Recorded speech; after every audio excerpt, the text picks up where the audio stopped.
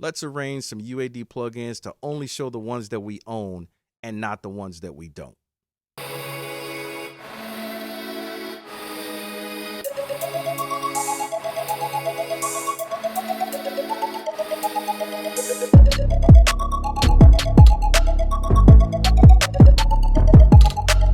Shout out to Anthony Martins Rock for requesting this video. Before we get into this, make sure you hit the like button, make sure you subscribe, and hit the notifications button so you stay up to date on all my latest content. All right, so we're going to do this quick and dirty. All we need to do inside of the actual console software is go up here to UAD. We're going to go to the console settings. If you see you're going to see these up at the top: hardware, IO, display, plugins, and MIDI. You're going to click on the plugins tab. When you click on the plugins tab, all you're going to do is scroll down, and any one that says authorized for all devices, then leave that unchecked. For the rest of them that you don't want to see, you don't want to buy at the time, go ahead and click hide. And then when you come over here inside of your actual console software, if you're recording into the UAD, I have an Apollo Twin in case you're recording in, then you have only the ones showing that you have available. And it already pretty much categorizes them, so you don't have to worry about doing that as far as, what if they're a delay plugin, dynamics, or whatever it is it's showing right there. So that's pretty much all you have for the console itself. That part's done. Now we're going to move over to Logic Pro and show you what we need to do in there. So a little bit of a different process. When we come over to Logic Pro, if you go here and you click into any one of these, usually we have to go all the way down to AU Instruments and then go to Universal Audio. I can't see. Where you at? Where you at? Not showing up for me. But you would come over here and you would go down to your Universal Audio. I've already taken most of these and put them in the categories that I want them in. So, I understand why. It's because I am under Instrument.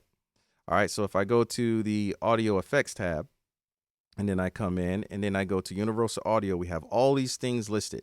And therein lies the problem. We don't want to have to deal with all this clutter. We just want to only have the ones that we own.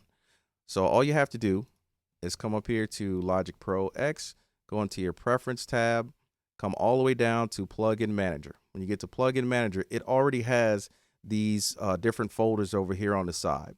Now, if you want to make a new folder, all you have to do is hit this plus sign, and then you can drag your plugins into there, and it'll go ahead and arrange those for you. So let's say if we're in the Reverb tab, as you can see, I've already added my 2 plugins that I earned from you, that I've purchased from UAD, and those are already in here because I drugged them in. So I'm going to show you how to do it if you just have any other, different types. So let's go to, let me see. Let's go ahead and pick one. We'll go to the Melodyne plugin. All I have to do is, here's the pitch folder right here. All I would do is take that plugin and drag it into the pitch folder. If I was in Cable Guys, Shaper Box, and Pancake 2, Halftime, those are kind of specialty programs. So I would go to Specialized, and I would drag it into there. So all I need to do is go here. I would click into that and drag those into the Specialized tab. So now those are there.